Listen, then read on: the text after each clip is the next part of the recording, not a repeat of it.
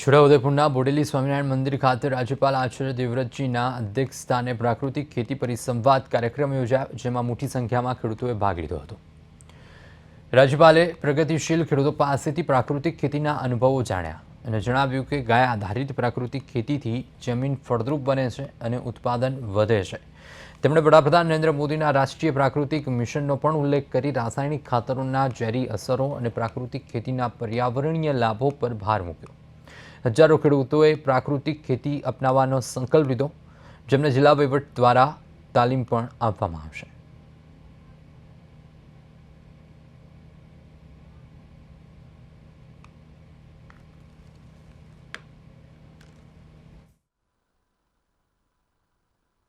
मैं छोटा उदयपुर में प्राकृतिक खेती परिसंवाद के लिए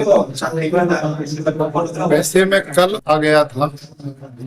पास के एक दो गांव में मैं गया, जहां स्वच्छता अभियान किया, वृक्षारोपण किया, गांव के लोगों के पास बैठकर उनके बीच में प्राकृतिक खेती और जीवनचर्या पर बातचीत की।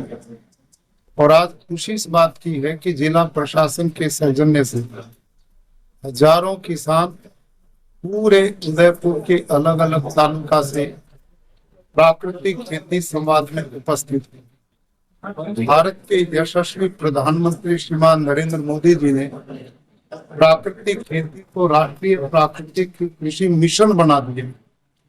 वो हर समय किसानों की उन्नति के लिए चिंतन करते रहते हैं।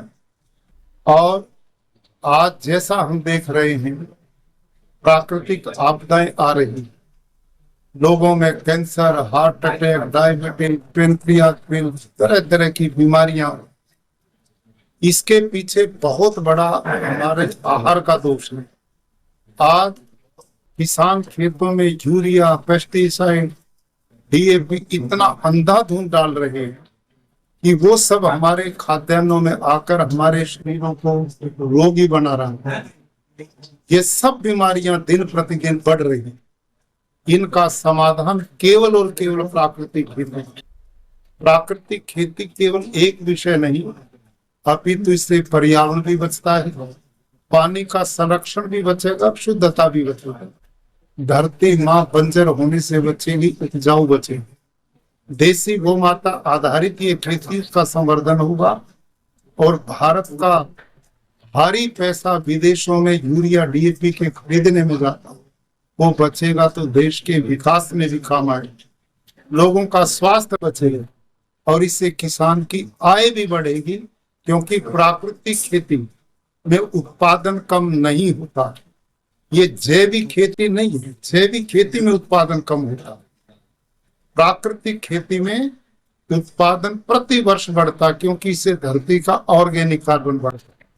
तो आज छोटे उदयपुर के हजारों किसान भाई बहनों ने संकल्प लिया कि हम प्राकृतिक